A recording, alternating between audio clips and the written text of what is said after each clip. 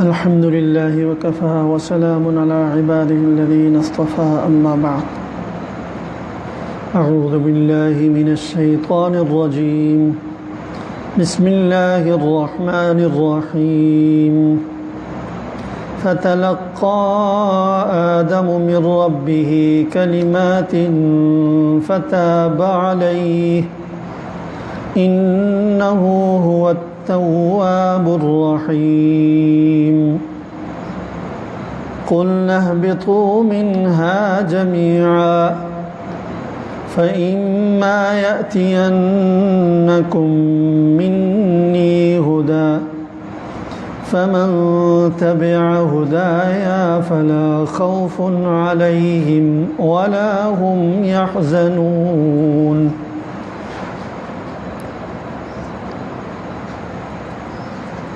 فتلقى آدم من ربه کلمات، سیکھ لیے آدم علیہ السلام نے اپنے رب سے کچھ کلمات، استغفار اور توبہ کے۔ فتاب علیہ، تو اللہ تعالیٰ نے رحمت کے ساتھ ان کی طرف توجہ فرمائی۔ انہ هو التواب، بے شک وہ بہت توبہ قبول کرنے والی ذات ہے، الرحیم، نہایت مہربان ہے۔ قلنا، پھر ہم نے ان سے کہا، اہبطوا منہا جمیعا، تم سب لوگ، حضرت آدم، حضرت حوا، ابلیس، آپ سب لوگ جنت سے نیچے اتریں۔ فَإِمَّا يَأْتِيَنَّكُم مِّنِّي ہُدًى، جب تم میں میرے طرف سے تمہارے پاس کوئی ہدایت کی بات پہنچے، فَمَن تَبِعَ هُدَايَا، تو جس نے میری ہدایت کی پیروی کی، فَلَا خَوْفٌ عَلَيْهِمْ، تو ان لوگوں پر کوئی خوف نہیں ہے، وَلَا هُمْ يَحْزَنُونَ، اور نہ وہ غمزدہ ہوں گے۔ جب حضرت آدم علیہ السلام سے لغزش ہوئی، کل جو آیات گزری تھی، شیطان نے ڈگمگا دیا، آپ نے وہ ممنوع درخت کا پھل کھا لیا، تو اللہ تعالیٰ نے گویا ایک ناراضگی کا اظہار فرمایا۔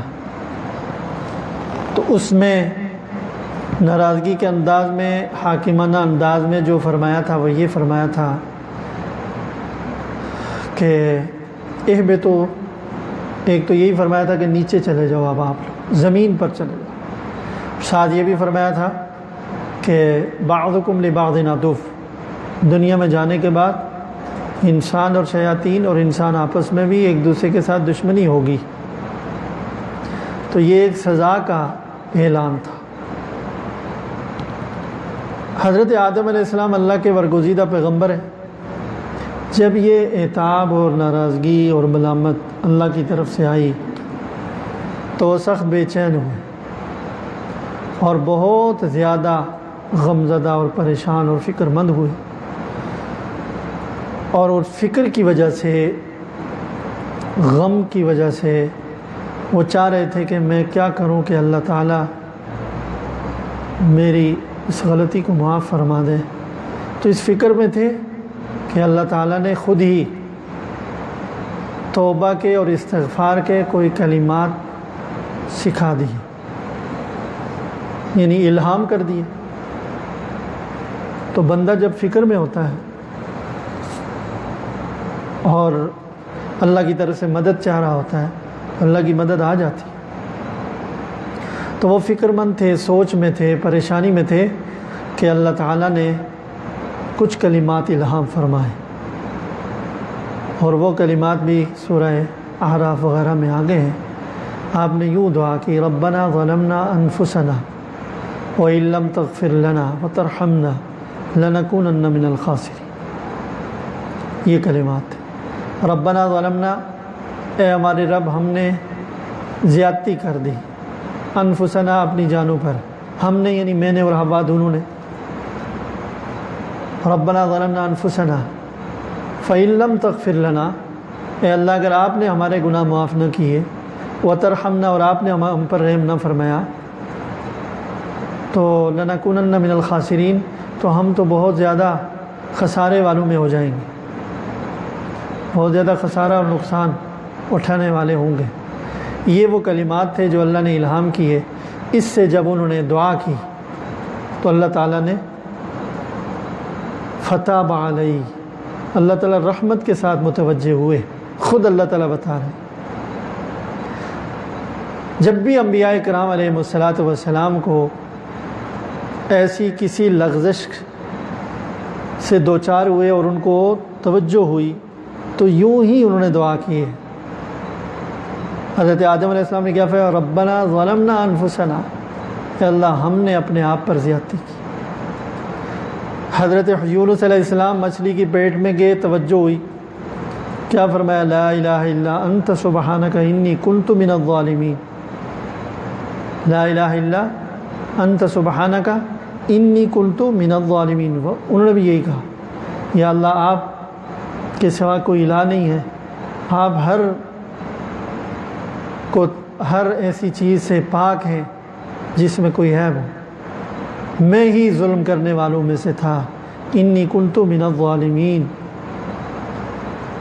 اسی طرح اور بھی انبیاء اکرام علیہ السلام، حضرت موسیٰ علیہ السلام نے کہا ربی انی ظلمت نفسی فاغفر لی، جب وہ قبطی کو مکہ مارا، مر گیا تھا، بعد میں جب یاد آیا ربی انی ظلمت نفسی فاغفر لی، اے اللہ میں نے اپنی جان پر ظلم کیا، آپ مجھے معاف کر دیجیے۔ تو یہ انبیاء کی سنت ہے، اور یہی سکھایا جا رہا ہے کہ اپنے گناہوں کی معافی مانگنے کے لیے اللہ کے سامنے اپنی زیادتی اور کوتاہی کا اقرار کرنا چاہیے۔ تو حضرت آدم علیہ السلام کو الہام ہوئے یہ کلمات، تو جب آدم علیہ السلام نے دعا مانگی فتلقى آدم من ربہ کلمات، آدم علیہ السلام نے سیکھے اپنے رب سے کچھ کلمات، توبہ کے دعائیہ کلمات، تو اس کے بعد جب وہ کلمات انہوں نے کہے فتاب علیہ، تو اللہ تعالیٰ رحمت کے ساتھ ان کی طرف متوجہ ہو گئے۔ اس لیے بزرگان دین نے فرمایا کہ یہ جو دعا ہے مسلمان کو اپنی نیت کر کے بھی یہ دعا پڑھنی چاہیے، ربنا ظلمنا انفسنا وإن لم تغفر لنا وترحمنا لنکونن من الخاسرین۔ ہر مسلمان یہ خود اپنی نیت کر کے پڑھے۔ تو موسیٰ جب آدم علیہ السلام کے بارے میں یہ فتاب علیہ انہ هو التواب الرحیم، تو انشاءاللہ آدم کے بچے کے بارے میں بھی اللہ کا یہی فرمان ہوگا، فتاب علیہ انہ هو التواب الرحیم، کہ اللہ رحمت کے ساتھ متوجہ ہوں گے بندے پر، اور اللہ تعالیٰ بہت زیادہ توبہ قبول کرنے والے اور مہربان ہیں۔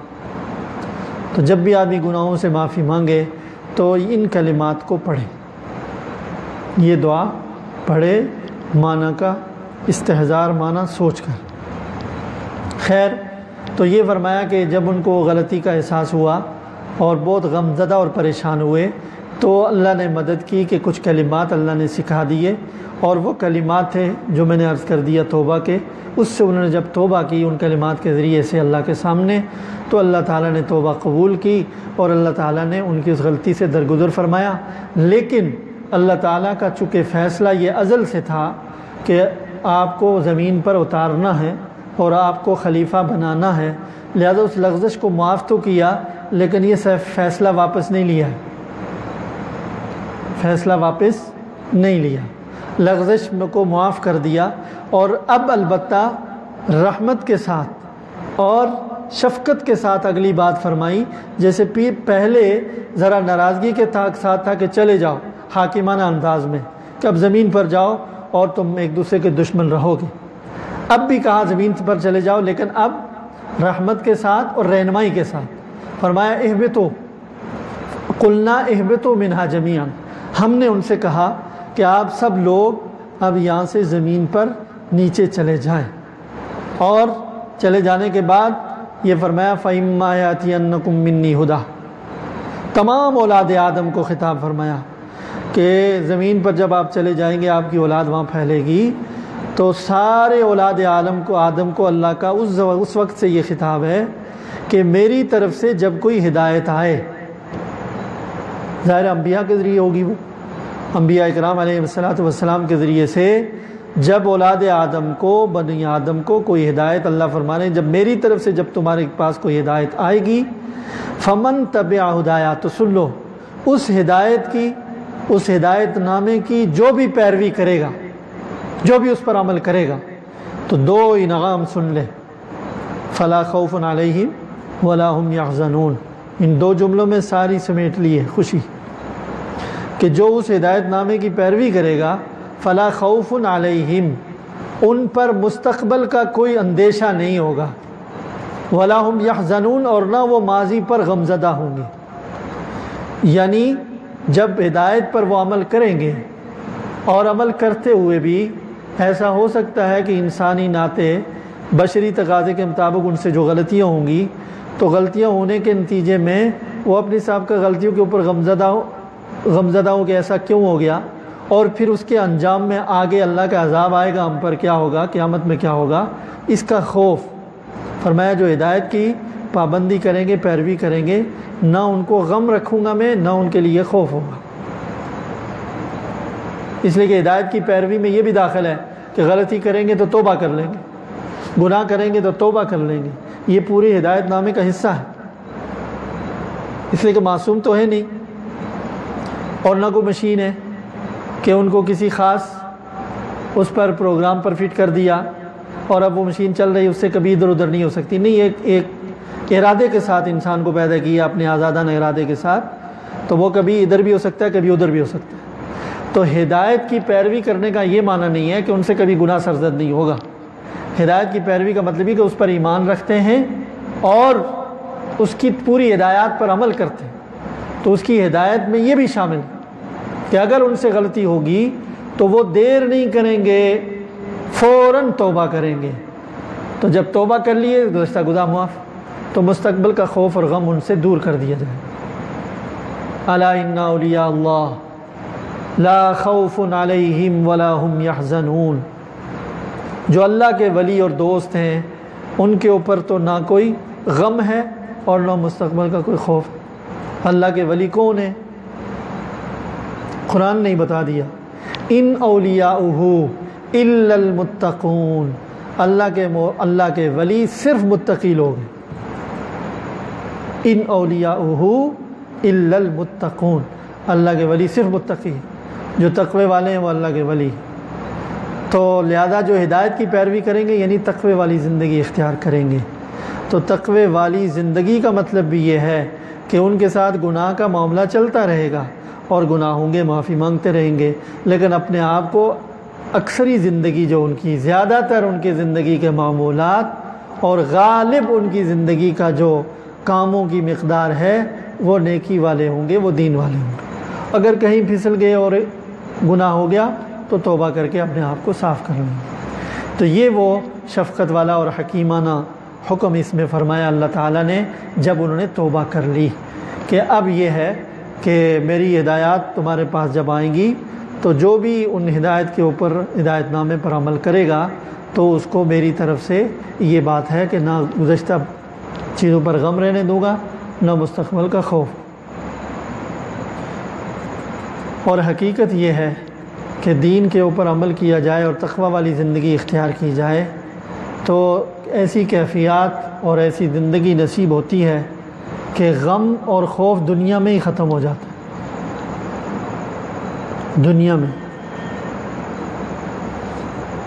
چونکہ فرمایا اللہ تعالیٰ نے من عمل صالحا من ذکر او انثی فلنحیینہ حیاتا طیبہ، مرد یا عورت جو بھی ایسی زندگی اختیار کریں جو نیک اعمال والی ہے، تو ہم اللہ کا وعدہ ہے بڑا پختہ کہ دنیا میں ان کو بڑی لطف والی زندگی ہم دیں گے۔ تو لطف والی زندگی یہی ہے۔ تو یعنی مال میں، دولت میں، عہدے میں، منصب میں، ان چیزوں میں سکون نہیں ہے۔ یہ سکون کے اسباب تو ہیں، لیکن اللہ نہ چاہے تو یہ ہوتے ہوئے بھی سکون نہ ہو۔ تو اصل سکون کس میں ہے؟ فرمایا کہ جو ہدایت کی اتباع، اب آخری دور میں رسول اللہ صلی اللہ علیہ وسلم کے لیے یہ ہدایت نامہ ہے، قیامت تک کے انسانوں کے لیے قرآن اور رسول اللہ صلی اللہ علیہ وسلم کی سنت۔ جو اس ہدایت کی پیروی کریں گے تو وعدہ ہے نہ ان کو غم ہوگا نہ مستقبل کا خوف ہوگا۔ شیخ عطار رحمہ اللہ تعالیٰ ایک بزرگ گزرے ہیں اور بڑے اولیاء اللہ میں سے گزرے ہیں، ان کی بڑی نصیحت بھری ایک کتاب بھی ہے پن نامہ کے نام سے، بڑی علوم ہے اس کے اندر۔ ان کی توبہ کا قصہ بڑا عجیب ہے۔ پہلے وہ ایک بہت بڑے حکیم بھی تھے اور ساتھ ساتھ بہت بڑے دوا فروش تھے، جیسے میڈیکل سٹور ہوتا ہے آج کل، جیسے ڈی واٹسن ہے، اس طرح سے مشہور و معروف ان کا دواخانہ تھا۔ خود حکیم بھی تھے اور دوائیں بھی تھیں۔ اور دواخانے کا مطلب یہ ہوتا ہے کہ ہر طرح کی چیز جو لیکوڈ چیز ہے، عرقیات ہے، وہ ملتی ہے وہاں۔ تو اس زمانے میں خوشبو بھی ملتی تھی، خوشبو بھی ان کے پاس ہوتی تھی، اس لیے ان کو عطار کہتے تھے، پنساری۔ تو ان کا قصہ ہے، نیک آدمی تھے۔ کہتے ہیں کہ ایک آدمی ایک درویش سا آدمی، فقیر سا دکان کے سامنے کھڑا ہوا اور ان کو دیکھ رہا ہے، بہت کافی دیر تک دیکھتا رہا، اور جیسے کوئی آدمی کسی چیز میں حیرت کرتا ہے اس طرح سے وہ دیکھ رہا ہے۔ تو انہوں نے اس کو دیکھ کر پوچھا، کافی دیر سے بڑی حیرت سے دیکھ رہے ہو درویش، کیا بات ہے؟ تو درویش کہنے لگا، بات یہ کہ میں دیکھ رہا ہوں آپ کی پوری دکان میں یہ الماریاں بھری ہوئی ہیں شیشیوں سے، اور ہر شیشی کے اندر ایک سیال مادہ ہے، اور جو گاڑھا گاڑھا مادہ ہے، چکنا چکنا مادہ ہے۔ میں سوچ رہا ہوں تمہاری روح اتنی چکنے مادوں سے کیسے نکلے گی؟ یعنی تمہاری روح تو اس سارے گویا کہ اپنے کام میں، دکان میں، سامان میں تمہاری روح پھنسی ہوئی ہے۔ تو انہوں نے ایک مثال دی کہ اس چکنے مادے سے تمہاری روح کیسے نکلے گی؟ تو انہوں نے بڑی بے پرواہی سے کہا، جاؤ جاؤ جاؤ میاں اپنا کام کرو، جیسے تیری روح نکلے گی ویسے بھی میری بھی نکل جائے گی۔ اس نے کہا جیسے میری نکلے گی؟ کہا کہ ہاں۔ کہا میری تو یوں نکلے، یوں کہا، اور وہیں فٹ پاتھ پر لیٹ گئے، ایک ہاتھ سر کے نیچے رکھا اور آنکھیں بند کر دی۔ شیخ عطار دیکھتے رہے، فقیر ہے، کوئی مسخرہ کر رہا ہے، مذاق کر رہا، کافی دیر دیکھتے رہے۔ جب حرکت نہیں ہوئی، باہر نکلے، جا کر ہلا کر دیکھا تو وہ اللہ کا بندہ، اس کی روح قفس انفسی سے پرواز کر چکی تھی اور وہ فوت ہو چکے تھے۔ ایک چوٹ لگی شیخ عطار کے دل میں کہ یہ ہے زندگی کا انجام، اور یہ کتنی بہترین زندگی ہے کہ خود کہا کہ ہم تو یوں جائیں گے، ہماری روح تو یوں جائے گی، لیٹے پرواز۔ یعنی ہماری روح دنیا کے کسی ساز و سامان میں پھنسی ہوئی نہیں ہے۔ روح سے پھنسنے سے مراد دلی محبت۔ تو شیخ عطار نے پھر سب کچھ چھوڑا اور ایک درویشی کی زندگی میں آئے اور توبہ کی اور اللہ کے ولی بنے۔ تو وہ بات اس لیے یاد آئی کہ دیکھیں کہ جب آدمی توبہ کرتا ہے اور اس زندگی میں آتا ہے، اصلاح والی زندگی میں، تو اس کو ایک ایسی لذیذ زندگی ملتی ہے کہ اس کے سامنے دنیا کی کوئی اور مزے کی زندگی نہیں ہے۔ تو اس لیے فرمایا کہ جو لوگ میری ہدایت پر عمل کریں گے تو ان کو نہ غم ہوگا نہ خوف۔ جیسے وہ فقیر ہے، درویش، کہ اس کو کوئی غم نہیں اور اپنے جیسے گویا اختیار سے مر گیا، مستقبل کا کوئی خوف نہیں۔ ہم میں سے ہر آدمی خوف زدہ ہے۔ ایک تو موت سے ایک جو طبی نفرت ہے، وہ اس سے ہٹ کر جو لوگ سنجیدگی سے سمجھتے ہیں اور کبھی اپنے آپ کو کہتے ہیں کہ نہیں مرنا تو ہے اور اس بات کو ہمیں تسلیم کرنا چاہیے اور اس کی تیاری کرنی چاہیے، تو وہ بھی خوف زدہ ہوتے ہیں کہ پتہ نہیں کیا ہوگا، کہ ہماری زندگی ایسی ہے، ہمارے اعمال ایسے، کیسے مرے اللہ کے ساتھ۔ تو جو ہدایت پر چلیں گے فرمایا ان کو خوف نہیں ہوگا، ہنستے کھیلتے اللہ کے پاس پہنچ جائیں۔